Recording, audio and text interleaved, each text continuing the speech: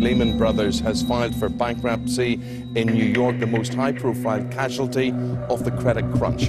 America's Federal Reserve... Underlying those subprime mortgages were real American householders. And what about the people who lost their homes to foreclosure, in some cases by banks who fast-track foreclosures, robo-signing them, without even reading the paperwork? How about the fact that you sold hundreds of millions of that deal after your people knew it was a shitty deal? Does that bother you at all?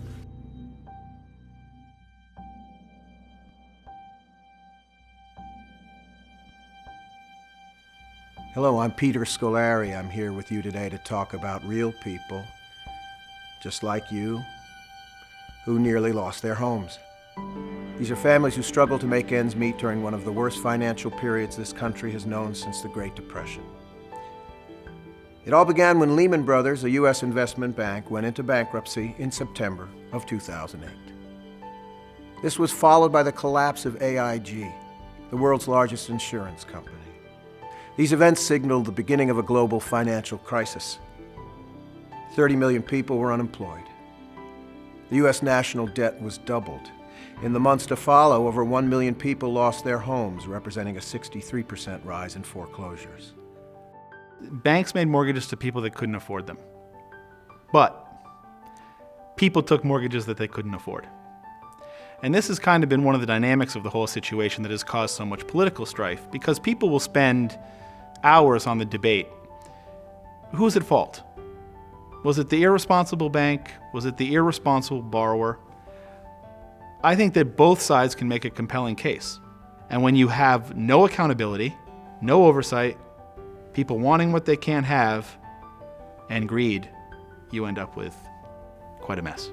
It's clear that there are people out there that simply need some sort of exit. And if that exit is more economically beneficial to the bank than foreclosure, why would we even have a different debate?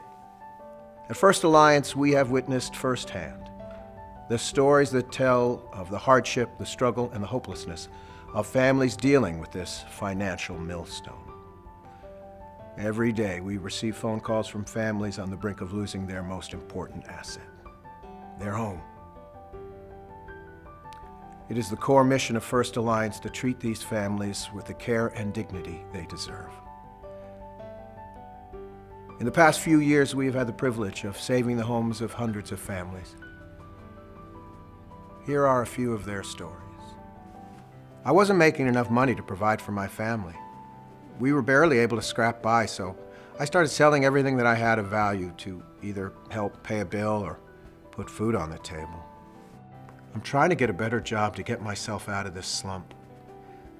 Sometimes bad things happen to good people, and when it rains, it pours. We have no intentions of losing our home or defaulting on our loan agreement. Failure is not an option.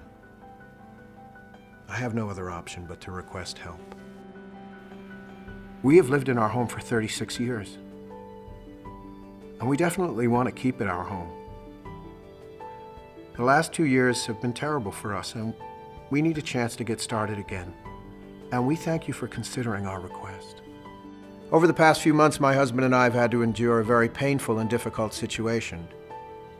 Our son, Rico, lost his battle with cancer and passed away in early March of this year at the tender age of 26 years old.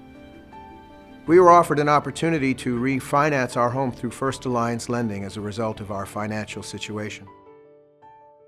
These letters tell the story about the real effect of this financial crisis. First Alliance Lending is dedicated to helping homeowners with a focus on balance, respect, integrity, and strength. The reason refinance works is very simple. Our program looks back at the borrower's history.